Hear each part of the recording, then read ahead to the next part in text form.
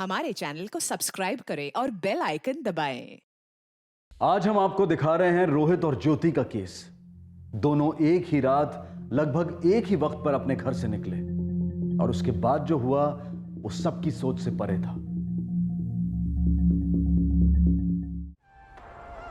आज तक हमने जितने भी लोगों को लूटा है उन सबने कभी ना कभी हम पर शक जरूर किया है, पर पोपटलाल जी ने सिर्फ विश्वास किया। रंजीत आई मी जाऊन येते. ज्योती, एवढ्या रात्री कुठे चाललीस ग? वो बैलेंस खत्म हो गया है तो रिचार्ज करवाने जा रही हूँ. तुम कॉलेज की लड़कियां भी ना एक दिन बिना मोबाइल के रह नहीं सकती. ऐसा नहीं है आई, पूजा से नोट्स भी लेने हैं ना तो दोनों काम हो जाएंगे. अच्छा चले जाओ, लेकिन खाने के लिए जल्दी आना. हो बाबा. तुम्ही पण ना. पर पोपटलाल जी ने इन्होंने एक स्त्री को भरोसे और विश्वास का सम्मान दिया है। रंजीत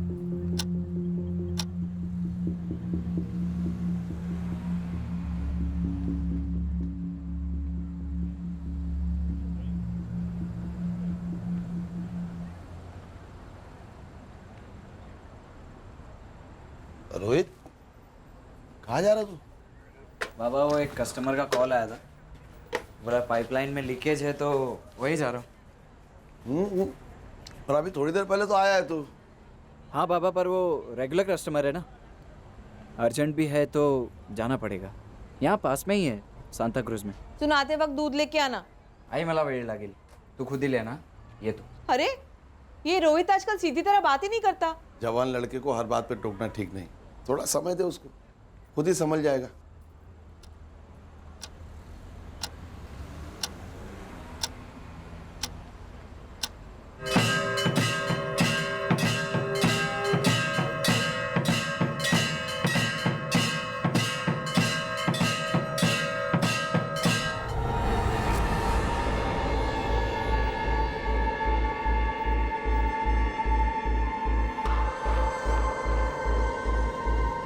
ये वाला देना.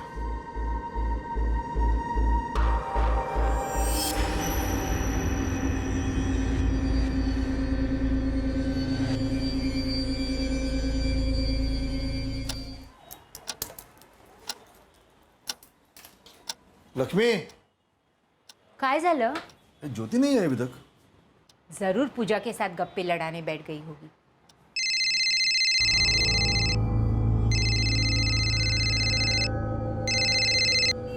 हेलो. महेश पाटिल बोल रहे हैं? जी, आप कौन? क्या आप ज्योति के फादर हैं?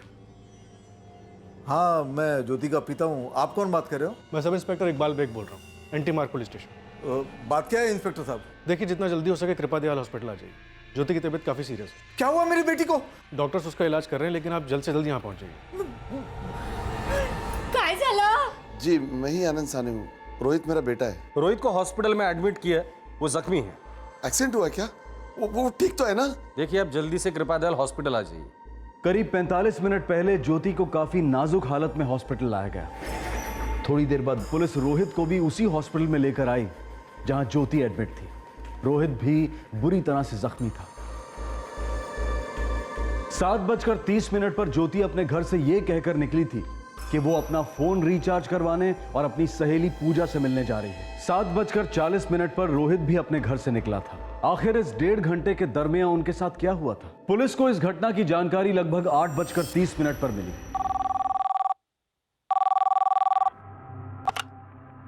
सब इंस्पेक्टर इकबाल बेग, एंटी मार्ग पुलिस स्टेशन. धारावी सा रामबाबू पार्क है ना, वहां पे एक लड़की लहूलुहान पड़ी हुई है. किसी ने चाकू मार दिया उसको. कब हुआ ये? अभी 5 मिनट पहले. लेकिन उसको चाकू मारने वाला इधर ही बैठा हुआ है. ठीक है, हम लोग पहुंच रहे हैं. तब तक तुम एक काम करो, कुछ लोगों को साथ में लेके उस आदमी को वहीं रोकने की कोशिश करो, और अगर ऐसा ना हो सके तो कम से कम उसकी एक फोटो ले लेना. क्या हमला करने वाला अभी भी वहीं पर है? जी सर.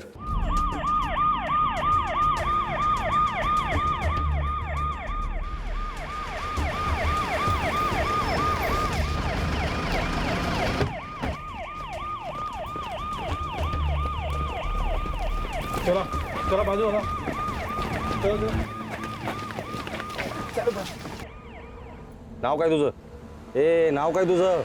एक बार एम्बुलेंस को फोन कर, इसे एडमिट करना पड़ेगा. सर, हमें किसी ने फोन करके बताया था कि लड़की घायल हुई है. कहाँ है लड़की? सर उसे 2 लड़के लेकर हॉस्पिटल गए हुए हैं. कौन से हॉस्पिटल? कृपया दयाल हॉस्पिटल। जब लड़की पर हमला हुआ तुम यही थे? हाँ सर, मैं यही था। कहाँ हुआ हमला? साहब वो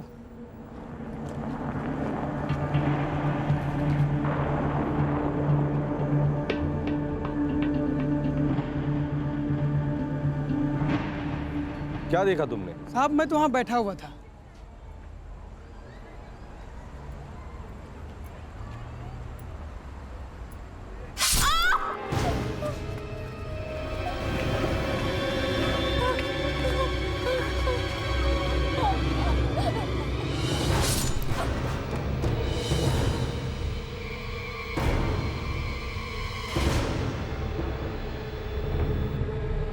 अरे इसका सांस चल रहा है रे, चल इसको अस्पताल लेके चलते। हाँ चल। भाई साहब ये पुलिस केस है, पहले पुलिस को बताना होगा। अरे भाई तो आप फोन करो ना पुलिस को, ये लड़की मर सकती है। और वो दोनों उस लड़की को लेकर हॉस्पिटल गए।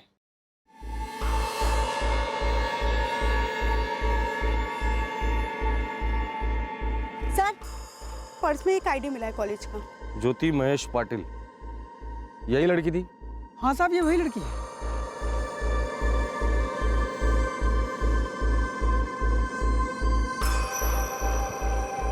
सर, लड़के का नाम रोहित साने, इसके वॉलेट से इसका आधार कार्ड मिला। मोबाइल में पापा के नाम से एक नंबर सेव्ड है सर। इकबाल, इस ज्योति के पिता महेश पाटिल को इन्फॉर्म करो, तब तक मैं इस रोहित साने के पिता से बात कर। इस वारदात के वक्त पार्क में मौजूद उस्मान का कहना था कि रोहित ने ही ज्योति पर जानलेवा हमला किया था। रोहित का चाकू खरीदने के पीछे क्या इरादा था, अब यह साफ नजर आ रहा था। लेकिन अब भी कुछ बातों से धुंध हटनी बाकी थी। रोहित ने अपने आप को बुरी तरह से जख्मी क्यों किया था? इस घातक हमले का कारण क्या था?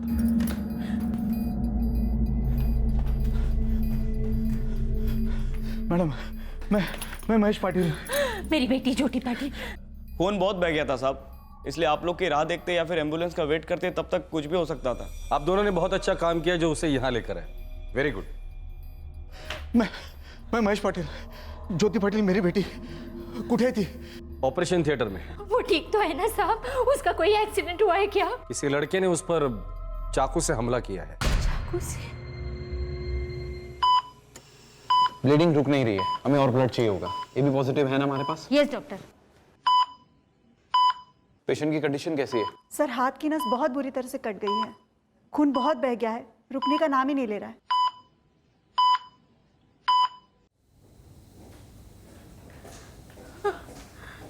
कशी है माझी ज्योति? लड़की की कंडीशन काफी क्रिटिकल है। देवा। देखिए हम पूरी कोशिश कर रहे हैं।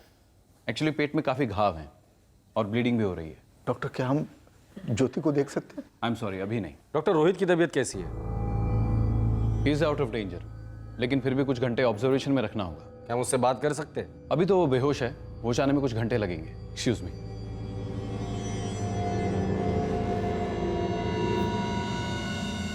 साहब, क्या वो रोहित था जिसने मेरे बेटी पे हमला किया? शायद।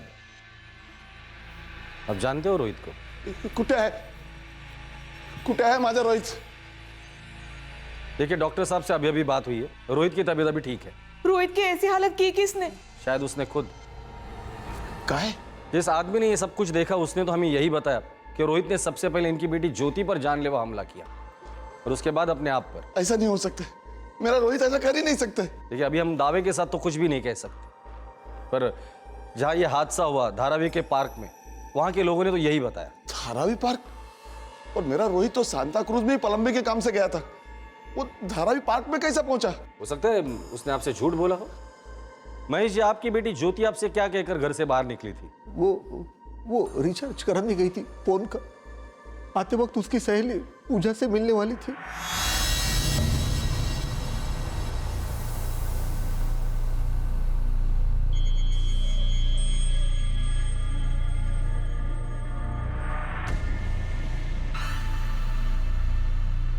रोहित और ज्योति घर से कुछ और कहकर निकलते हैं और कहीं और जाकर मिलते हैं। ये समझना मुश्किल नहीं कि ये दोनों एक दूसरे को अच्छे से जानते हैं, और मुझे लगता है आप दोनों भी एक दूसरे को बहुत अच्छे से जानते हो। क्या आपको पता था कि रोहित ज्योति से मिलने चाकू लेकर गया? नहीं साहब, जब वो घर से निकला था कुछ लेके नहीं निकला था। जिस चाकू से उसने ज्योति पर वार किया है वो गार्डन से हमने बरामद कर लिया है। जितनी इंफॉर्मेशन हमें मिली है उस हिसाब से रोहित ने सिर्फ ज्योति पर वार नहीं किए, अपने आप पर भी किए। क्यों?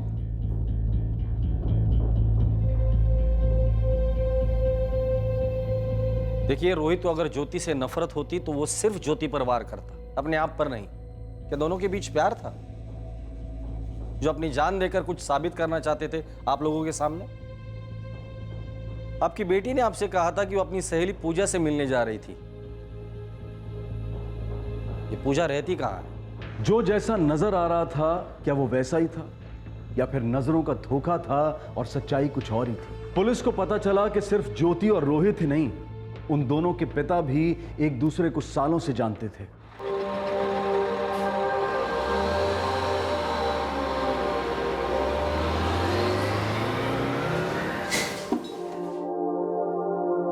आनंद साने और महेश पाटिल एक ही गांव के थे, पड़ोसी थे, एक अरसे से एक दूसरे को जानते थे। दोनों एक बेहतर जिंदगी की तलाश में मुंबई आए थे। महेश एक कंपनी में प्यून था और आनंद एक स्टेशनरी शॉप में काम करता था। ज्योति कॉलेज के फर्स्ट ईयर में पढ़ रही थी। महेश और आनंद की सालों की दोस्ती के बावजूद ज्योति और रोहित में कभी भी ज्यादा बातचीत नहीं हुई थी। रोहित एक हार्डवेयर स्टोर में प्लम्बर का काम करता था। 1 साल पहले तक तो वो दोनों एक दूसरे को जानते तक नहीं थे, बातचीत भी नहीं करते थे। लेकिन फिर पिछले साल मैंने और आनंद ने गणपती में साथ में गांव जाने का प्रोग्राम बनाया। हो महेश भाऊ, तुमचा विचार खूप छान आहे।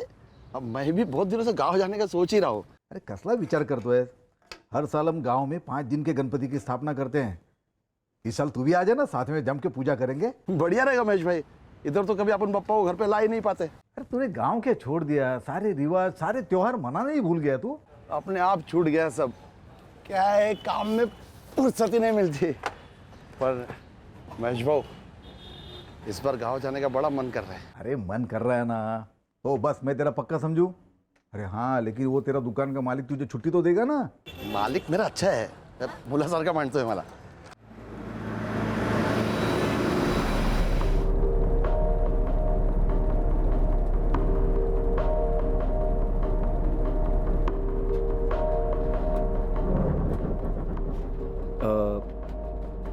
तो कॉलेज के बाद क्या सोचा है?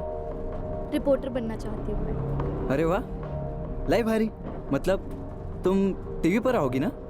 तुम्हें क्या लगता है मैं रिपोर्टर बन सकती हूँ? हाँ हाँ बिल्कुल। तुम इतना अच्छा बोलती हो, तुम कोई भी न्यूज़ दोगी ना तो लोग फटाक से मान लेंगे। अरे सच में।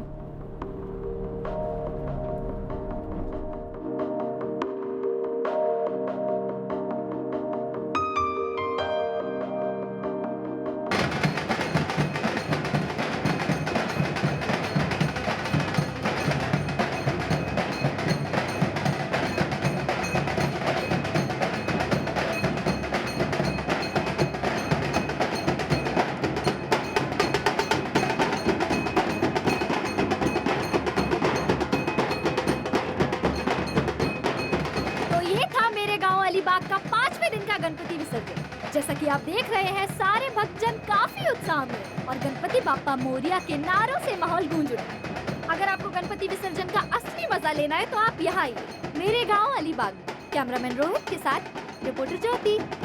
खूब छान ज्योति, खूब छान, एक नंबर। Thank you.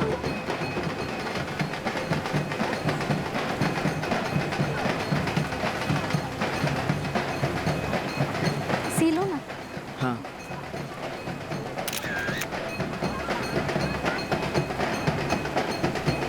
रिपोर्टर ज्योति, तुमसे एक सवाल पूछूं? पूछो।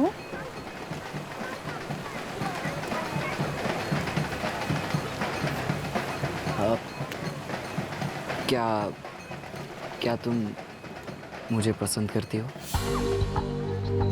पहले तुम बताओ, क्या तुम मुझे? हाँ, बहुत ज़्यादा। मुझे तो लग रहा है कि हमें गणपति 10 दिन के लिए बिठाना चाहिए था। कितना और टाइम मिल जाता तुम्हारे साथ बात करने के लिए। अब तुम बोलो। हाँ। संजीव,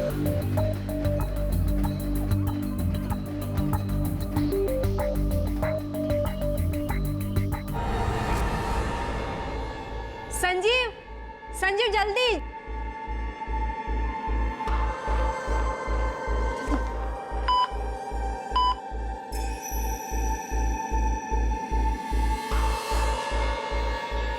साहब, रोहित और ज्योति की दोस्ती बढ़ती गई। हमें इस बारे में कुछ पता नहीं था, लेकिन गांव से लौटने के बाद ज्योति कुछ बदल सी गई थी।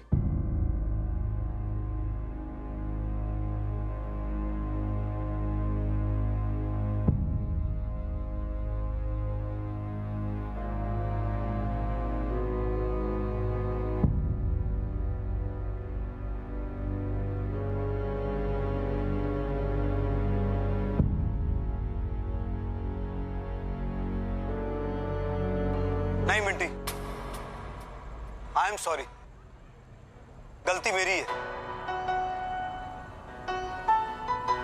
अपने किए गए हर फ्रॉड के बाद मैं मिंटी से ही कहता रहा। कभी भी सुनाई थी, एक मिनिट एक मिनिट एक मिनिट। ज्योति जल्दी आ ना, हो आई ये ते बस एक लवकर ये। अपनी आंखों से लालच की पट्टी मैंने कभी खुलने ही नहीं दी,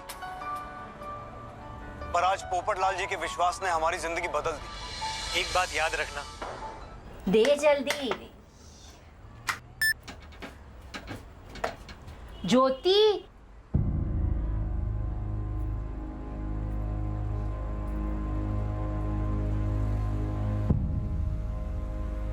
वो पापा गांव में गणपति पे मिले थे, तभी से दोस्ती हो गई। बेटा, ये दोस्ती तेरे लिए सही नहीं है। ऐसा क्या बोलता है बाबा?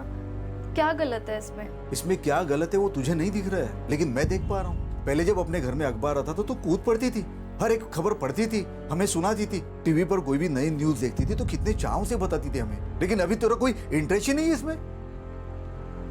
बेटा, तेरे चेहरे पर एक तेज था, तुझे लगन से पढ़ाई करता देख मैं कितना खुश होता था, लेकिन अभी ये जो बदलाव आया ना तुम में, उससे मुझे बहुत डर लगने लगा है।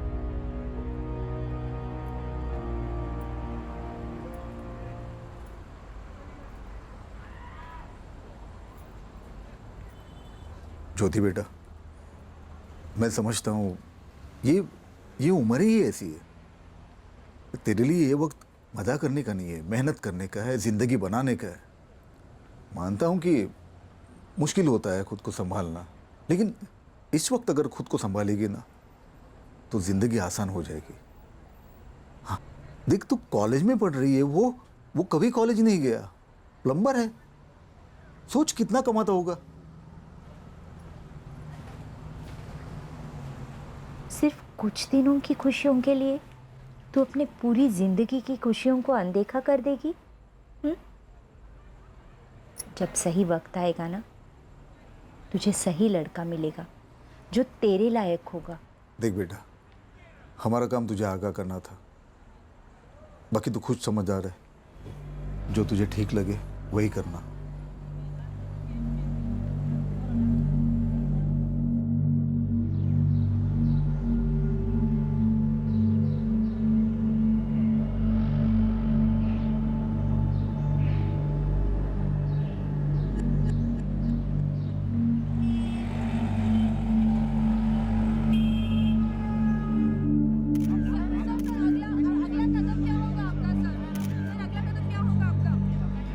सूत्रों से पता चला है कि नागेश चौहान के पास एक पुलिस द्वारा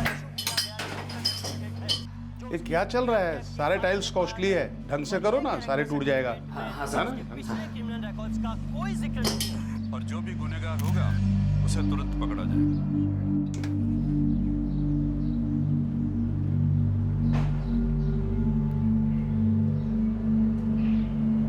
हाँ रोहित। हेलो ज्योति, कहाँ हो तुम? फोन क्यों नहीं उठा रही थी?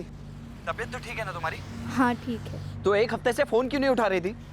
हेलो हेलो ज्योति, आवाज ये तो का? आई एम सो सॉरी, लेकिन हमें हमारा रिश्ता यहीं खत्म करना होगा।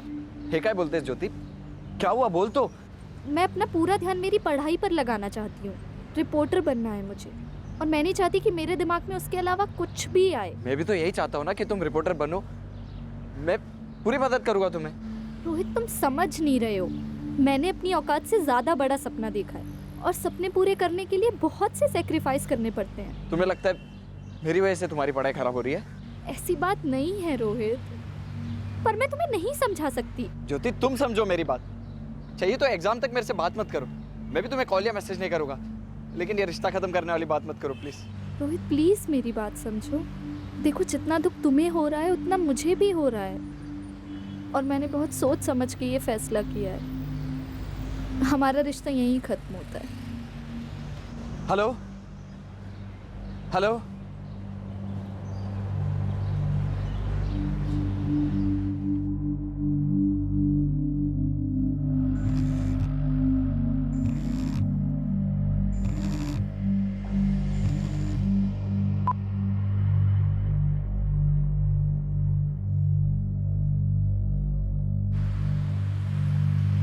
तेरे पास एसपी सर के नोट्स हैं क्या?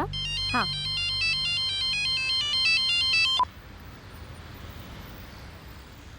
हो महेश भाऊ, खरं बोलतोय मी, ये सब मेरे को मालूम नहीं था। जानता हूं आनंद, देख ये मत समझना कि मैं रोहित की शिकायत कर रहा हूं तुमसे। अरे दोनों बच्चे समझदार हैं, लेकिन ज्योति ने एक फैसला कर लिया है, उसे अभी उसके करियर पे ध्यान देना है। और ये बात उसने रोहित को कई बार समझाई है, लेकिन वो समझ नहीं पा रहा है। अरे बार बार उसे फोन करता है, और इन सारी बातों का ज्योति के पढ़ाई पे असर हो रहा है। देखो तुम रोहित को समझा दो। मैं आज ही रोहित से बात करता हूँ। जब ज्योति तेरे साथ नहीं रहना चाहती तो तू क्यों उसके पीछे पड़ा है? मैं कोई पीछे नहीं पड़ा उसकी।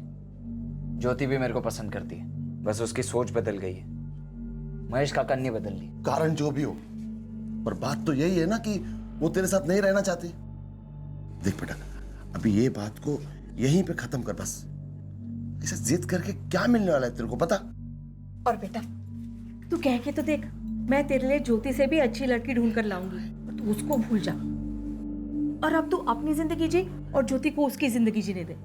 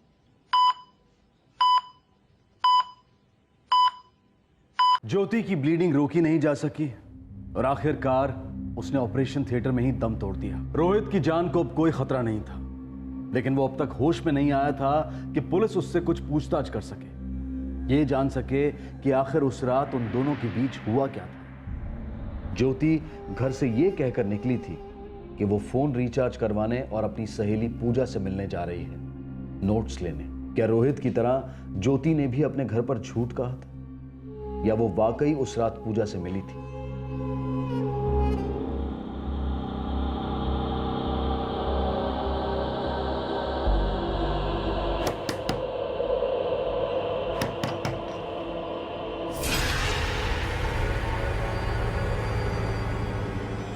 पूजा, तुम्हारा सहमा हुआ चेहरा बताता है कि तुम इस केस के बारे में बहुत कुछ जानती हो।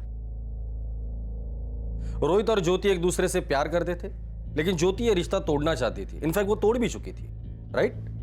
अगर ज्योति ये रिश्ता तोड़ चुकी थी तो घर पर झूठ बोलकर रोहित से मिलने वो क्यों गई थी? मला माहित नाही सर। पूजा, हमने ज्योति के कॉल रिकॉर्ड्स चेक किए। ज्योति ने घर से निकलने से पहले 6:30 पे तुम्हें कॉल किया था, और ज्योति के मोबाइल पर आखिरी कॉल आया था 8:14 पे, जो तुमने किया था। उस वक्त ज्योति गार्डन में थी। तुम्हारे सेल फोन की लोकेशन भी उसी गार्डन के आसपास दिखा रही थी। मतलब जब ज्योति पर हमला हुआ तब तुम वहां थी। सर, ज्योति मेरी बहुत अच्छी दोस्त थी। हम दोनों एक दूसरे से सारी बातें शेयर करते थे। ज्योति ने रोहित से ब्रेकअप कर लिया था और ये भी मैं जानती थी,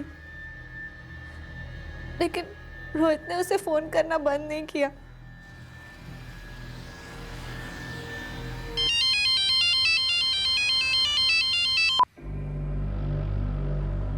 क्यों फोन काट रही है उसका? भांडण बिंडन झालं की काय? देख, अगर तू इतना भाव खाएगी ना तो एक दिन छोड़कर चला जाएगा तुझे। पूजा, आता भंकस नको। मैं मानती हूँ कि मैं रोहित को पसंद करती हूँ, लेकिन आई बाबा की बात बिल्कुल ठीक है। ये रिलेशन मुझे मेरे करियर से भटका देगा, इनफैक्ट भटका रहा है। काय ग, काय बोलतेस? तबीयत बिबीयत बरी है ना? कहीं तू आई बाबा के दबाव में आकर तो ये डिसीजन नहीं ले रही? नहीं ग, देख, रोहित से ब्रेकअप का दुख मुझे भी है, पर यही मेरे फ्यूचर के लिए सही है। ठीक है, अगर तूने सोच ही लिया है तो देख, तू एक काम करना, तू रोहित से बात कर ले, एक बार बता दे उसे सब कुछ। देख, इस तरह से फोन काटने से क्या फायदा? तुझे क्या लगता है मैंने उससे बात नहीं की होगी? पर वो नहीं समझ रहा मेरी बात। तब तो तू ठीक कर रही है। जवाब ही मत दे उसके फोन का, क्या कर लेगा? थक कर फोन करना ही बंद कर देगा। वो सब तो ठीक है पूजा, पर एक बात का डर है मुझे। किस बात का डर? ज्योति किस डर की बात कर रही थी?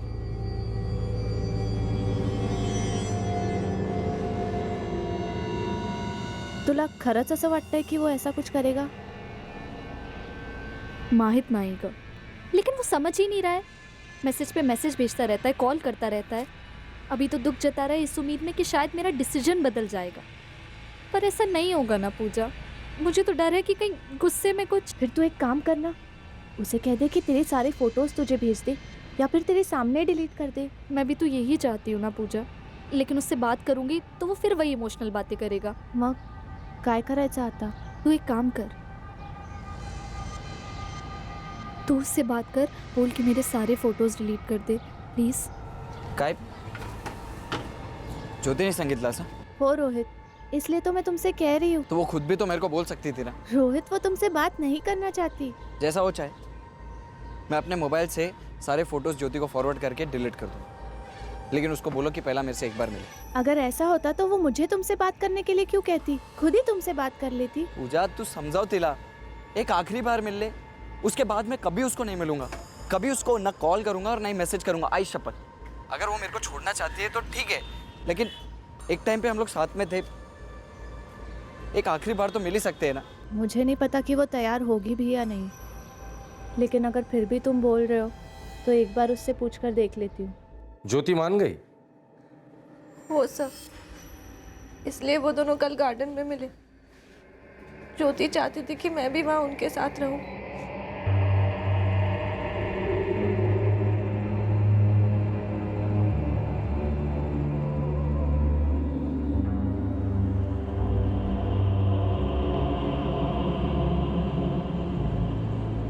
और ये रोहित चाकू लेकर आया था ज्योति से मिलने? जी शायद, लेकिन सब मुझे नहीं पता था कि वहाँ ऐसा कुछ होगा।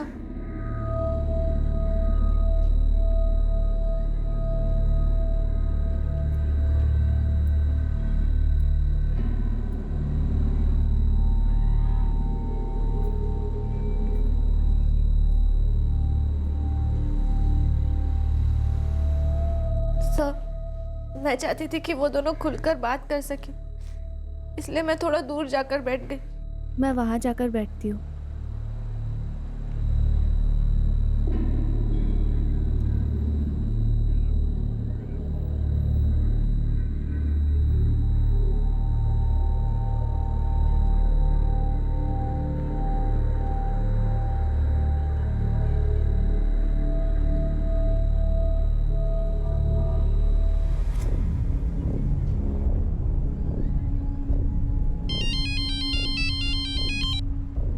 हेलो। हेलो ज्योति, बहुत देर हो गई है, और कितना टाइम लगेगा? बस 5 मिनट पूजा।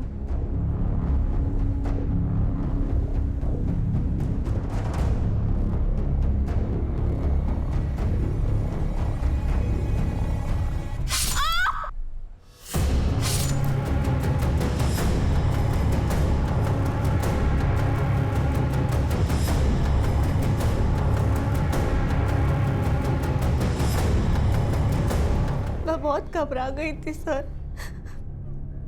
मुझे समझ नहीं आया कि ये सब कैसे मेरी आंखों के सामने मैंने ज्योति को तड़पता हुआ देखा। हाथ पांव ठंडे पड़ गए थे, पता नहीं चला और पैर जैसे अपने आप चलने लग गए और मैं वहां से भाग गई, ज्योति को उस हालत में अकेला छोड़कर। पूजा, क्या रोहित ने तुम्हारी आंखों के सामने ज्योति पर चाकू से वार किए थे? हो सर, मैं तो चाकू देखकर ही शॉक हो गई। और ज्योति? मतलब हो सकता है कि ज्योति ने अपना फैसला बदल दिया हो। ये दोनों मिले ही इसलिए होंगे ताकि ऐसा कुछ कर सके, क्योंकि जख्मी तो दोनों हुए थे। सर, मैं तो सिर्फ इतना जानती हूँ कि रोहित ने जिद की थी उससे मिलने के लिए। ज्योति तो सिर्फ इसीलिए तैयार हुई क्योंकि वो उससे उसकी फोटोज चाहती थी। ज्योति क्यों मरना चाहेगी सर? वो तो जीना चाहती थी, रिपोर्टर बनना चाहती थी।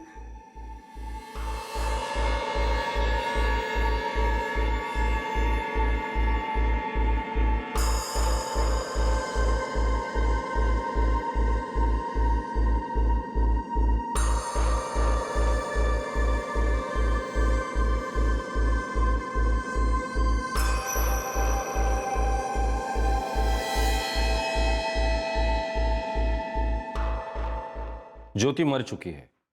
किस बात का अफसोस है? ज्योति मर गई उस बात का, या तुम बच गए उस बात का? सच क्या है? ज्योति मरना चाहती थी या तुम मारना चाहते थे? ज्योति सिर्फ मेरे से दूर होना चाहती थी। उस रात भी उसने मेरे से यही कहा था। ज्योति ने अपना फैसला तुम्हें पहले ही बता दिया था, तो शायद तुम क्या करने वाले हो ये तुमने भी पहले ही तय कर लिया था। मैं वहां जाकर बैठती हूँ।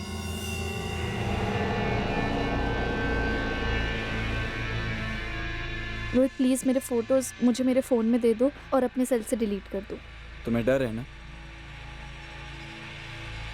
कि मैं तुम्हारे फोटोज का गलत इस्तेमाल करूंगा, तुम्हें ब्लैकमेल करूंगा?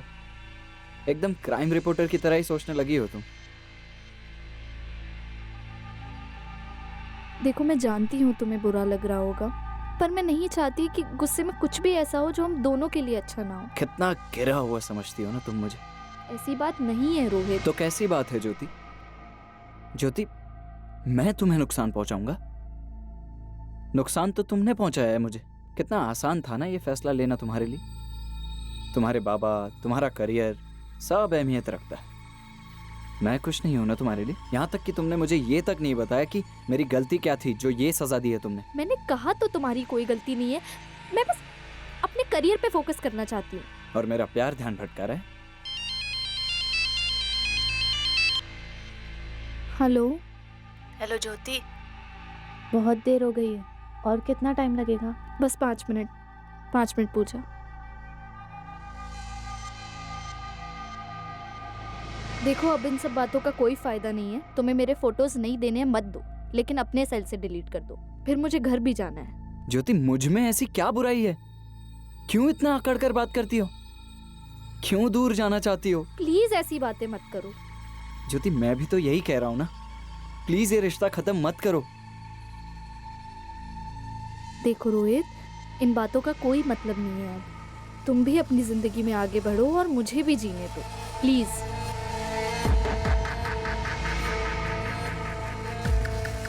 मेरी इतनी विनती के बाद भी वो नहीं मानी। मैंने तय कर लिया था कि अगर हम साथ जिएंगे नहीं तो साथ मरेंगे। मैंने मार दिया उसे। क्या मिला उसे मारकर? वो मिली या सुकून मिला? सुकून तो तुम्हें जिंदगी भर नहीं मिलेगा, और सिर्फ तुम्हें ही नहीं, तुम्हारे माँ बाप को भी। जीत गए तुम, सच्चे आशिक हो गए तुम ना, तुम सिर्फ एक खूनी हो। एक बात समझ में नहीं आती, अगर कोई किसी से प्यार करता है तो वो उसे चोट पहुंचाने की सोच भी कैसे सकता है? ज्योति का तुमसे दूर रहने का फैसला सही था। उसके एक इनकार ने तुम्हें इतना अंधा बना दिया कि तुमने तो उसे जान से ही मार डाला। तुम क्या उसके साथ जिंदगी बिताते? ज्योति जीना चाहती थी, कुछ बनना चाहती थी। अगर तुम उससे प्यार करते ना तो उसे समझ पाते, और नहीं समझ पाते तो कम से कम उसके फैसले की इज्जत करते। वाकई में अगर तुम उससे प्यार करते तो।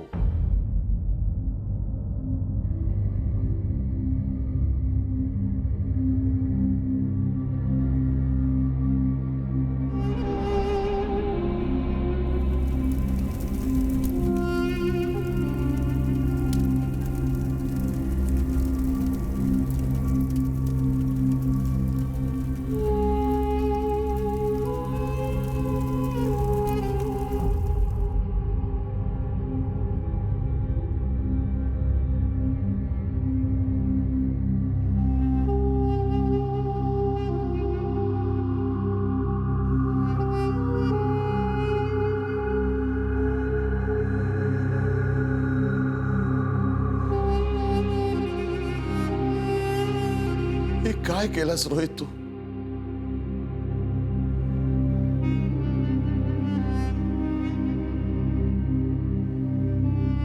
रोहित इस वक्त पुलिस की हिरासत में है। उस पर आईपीसी की धारा 302 के तहत हत्या के चार्जेस लगाए गए हैं। रिश्तों में चोट खाया इंसान जब दर्द से उभरने की बजाय उस दर्द को पालने लगता है, तब उसके मन में उमड़ रहे जज्बात को पढ़ पाना आसान नहीं होता। न तो रोहित के माँ बाप ने, न ज्योति के माँ बाप ने और ना ही खुद ज्योति ने कभी ऐसा सोचा होगा कि रोहित इस हद तक जा सकता है। रोहित की पॉजिटिवनेस को प्यार कहना सरासर गलत होगा, क्योंकि प्यार जिंदगी संवारता है, जिंदगी देता है, जिंदगी लेता नहीं। जिससे प्यार है उसी शख्स को जान से मार कर या तबाह करके प्यार तो वापस मिलने से रहा। जरा सोचिए रोहित को क्या मिला ज्योति की जान लेकर? जिंदगी भर का अफसोस, पछतावा। इस जुनूनी ख्याल को कभी बढ़ावा नहीं देना चाहिए जो दिल में सिर्फ नफरत पैदा करता है, और ये नफरत आग की तरह से होती है जिसमें लगाने वाला खुद भी जल जाता है। ज्योति को पूरा हक था अपनी जिंदगी का फैसला करने का, एक रिश्ते में बने रहना है या उससे बाहर निकलना है। ज्योति के पिता का अपनी बेटी के भविष्य को लेकर चिंतित होना और अपनी बेटी को राय देना भी गलत नहीं था,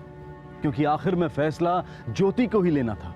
उस पर किसी तरह का कोई दबाव नहीं डाला गया था। रोहित के माता पिता भी इस बात को अच्छी तरह से समझते थे और उन्होंने भी रोहित को समझाने की पूरी कोशिश की, लेकिन अफसोस रोहित ने किसी की नहीं सुनी। अगर कोई इंसान आपसे रिश्ता नहीं रखना चाहता तो इसे अपनी हार या अपना अपमान मान लेना बेवकूफी है। असली हार और अपमान तो तब है जब आप रिश्ता टूटने पर अपने आप पर तरस खाना शुरू कर देते हैं, उस दर्द से बंध जाते हैं, आहें भरते रहते हैं कि आखिर मुझे ही क्यों ठुकराया गया। और यही नकारात्मक और निराशावादी रवैया ही इंसान की असली हार और अपमान है। आपसे फिर मुलाकात होगी अगले एपिसोड में एक और चौंका देने वाले केस के साथ। तब तक सतर्क रहें, सुरक्षित रहें और देखते रहें क्राइम पेट्रोल सतर्क। सबक एक को, सीख हम सबको। जय Hind. For more updates, subscribe to our channel, click the show links and enjoy watching the videos.